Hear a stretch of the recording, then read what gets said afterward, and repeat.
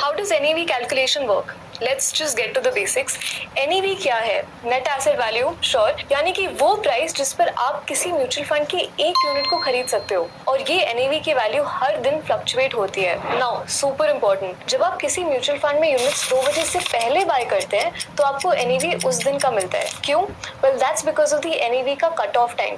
I'll explain that soon. Mutual fund में एक unit खरीदने का प्रोसेस समझते हैं. जब आप ग्रो पे एक म्यूचुअल फंड ऑर्डर प्लेस करते हैं तो दो पैरेलल चीजें होती है. इस पूरे प्रोसेस को इस फ्लो चार्ट से समझते हैं. पहले ग्रो एक इंटरमीडियरी की तरह आपके ऑर्डर की इन्फॉर्मेशन को BSE स्टार MF पर पंच करता है. ये BSE का एक ऑफिशियली डेजिग्नेटेड प्लेटफॉर्म है जो स्पेसिफिकली म्यूचुअल फंड ट्रांजैक्शंस में डील करता है. दूसरा, जिस टाइम पे आप अपना ऑर्डर प्लेस करते हो, आपके पैसे पेमेंट एग्रीगेटर्स के स्पॉन्सर बैंक्स के पास जाते हैं. पेमेंट एग्रीगेटर्स या गेटवेज वो कंपनीज हैं जो एक्सचेंजेस के लिए पैसे कलेक्ट करते हैं. उनके कुछ पार्टनर बैंक्स होते हैं जिनको स्पॉन्सर बैंक्स कहते हैं. स्पॉन्सर बैंक्स यूजर्स के इन पूल्ड पैसों को आगे ट्रांसफर करते हैं. नेक्स्ट स्टेप है ICCL या Indian clearing corporation limited. ICCL basically Bombay stock exchange का क्लियरिंग हाउस है जो ट्रेड्स के सेटलमेंट प्रोसेस को देखता है. पेमेंट एग्रीगेटर्स के स्पॉन्सर बैंक्स ICCL को आपका अमाउंट देते हैं. ये बात आप अंडरस्कोर हाईलाइट अंडरलाइन कर ले कि ग्रो एक पेमेंट इंटरमीडियरी नहीं है. वो बस इंफॉर्मेशन को पास ऑन करता है और उसको ऐप पे दिखाता है. ग्रो सिंपली बताता है कि X यूजर को म्यूचुअल फंड यूनिट्स खरीदने हैं, Y को म्यूचुअल फंड यूनिट्स बेचने हैं.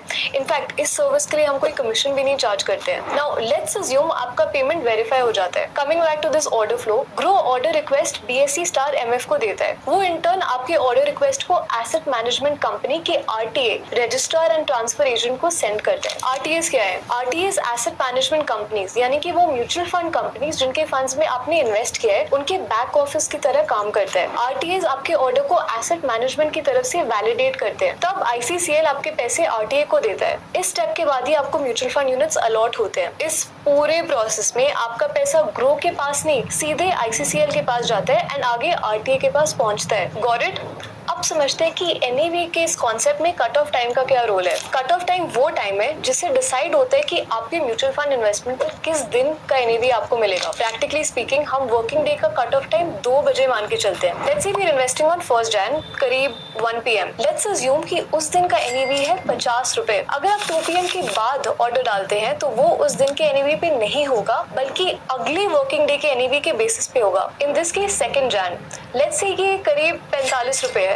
उसकी वैल्यू अगले वर्किंग डे पे ही पता चलती है. सेम लॉजिक अगर आप 2 Jan को ऑर्डर प्लेस करते हो, कट ऑफ टाइम के पहले किया है तो NAV वैल्यू 2 Jan का होगा 45 रुपए. कट ऑफ टाइम के बाद किया है तो NAV वैल्यू 3 Jan का होगा उस दिन का वैल्यू. तो ये था कट ऑफ टाइम का एक लॉन्ग एंड शॉर्ट, लेकिन पिक्चर अभी बाकी है. इस प्रोसेस में कुछ टर्म्स एंड कंडीशंस भी है. जैसे कई बार अगर ग्रो ने आपका ऑर्डर कट ऑफ टाइम से पहले एक्सेप्ट कर लिया, तब भी कोई टेक्निकल या नॉन टेक्निकल इश्यूज की वजह से order BSE star mutual fund या ICCL तक पहुंचने में डिले हो सकता है. फिर हो सकता है कि BSE के पास टाइम से ऑर्डर पहुंच भी जाए और आपके पैसे भी पहुंचे. फिर भी बैंक, पेमेंट एग्रीगेटर्स के स्पॉन्सर बैंक्स या ICCL का पूलिंग बैंक या इवन RTAs का बैंक अकाउंट उसके एंड पे रिपोर्टिंग पे डिले के कारण देरी हो जाए. ऐसे डिलेस की वजह से एक रेयर पॉसिबिलिटी ये भी है कि आपकी इन्वेस्टमेंट पे NAV रिफ्लेक्ट ही ना हो. जब आप म्यूचुअल फंड्स में इन्वेस्ट कर रहे हो, उस दिन के NAV पे ध्यान रखें, ना कि द यूनिट्स जो आपको एलोकेट हुए.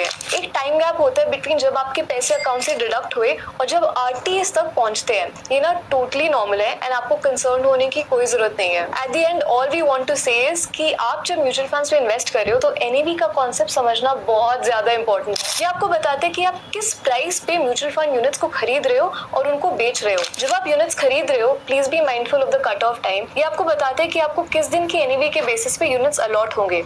ऑल्सो जिस NAV पर आप यूनिट्स खरीद या बेच रहे हो सिर्फ टाइम ऑफ ऑर्डर पे निर्भर नहीं है, बल्कि उस टाइम पे भी डिपेंड करता है जब RTA आपके फंड्स रिसीव करते हैं. नाउ सबसे इंपॉर्टेंट चीज, एज एन इन्वेस्टर प्लीज जानिए कि लॉन्ग रन में NAV changes are not really that important. और ये इसलिए क्योंकि म्यूचुअल फंड यूनिट्स एक वेल्थ क्रिएशन एसेट है. Day to day NAV changes ज्यादा मैटर नहीं करते, खासकर SIPs के केस में. शॉर्ट टर्म गेन्स के लिए stocks are a better option, लेकिन उसमें भी please do your own research. तो आप क्या प्रेफर करते हैं, investing through mutual funds or stocks? Now that you have a clear understanding कि NAV क्या है, कट ऑफ टाइम क्या है and how it affects your mutual fund investments, please ask yourself कि आप ये फैक्टर्स कंसिडरेशन में ले रहे हो before making your mutual fund investments. Let us know in the comments.